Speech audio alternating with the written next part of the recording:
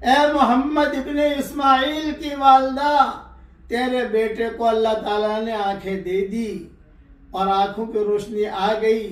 सुबह माँ जागी, इमाम बुखारी जो खेल रहे थे, इधर भाग रहे इधर भाग रहे इधर भाग रहे। फिर तो अल्लाह ने उनकी आंखों में ऐसी रोशनी की कि उन्होंने कई किताबें चांदनी रात की चांदनी में लिखी है उन्होंने, इमाम बुखारी ने। खास तौर पर तारीख कबीर के बारे में आता है। इसलिए मायूसी नाम की कोई मंजिल नहीं है और माँ बाप की दुआएं लेते रहिए।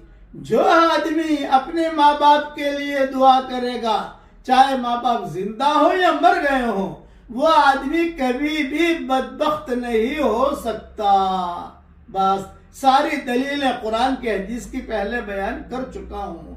अल्लाह ताला हम सबको माँ बाप की कदर करने की तौफीक अता फरमाए।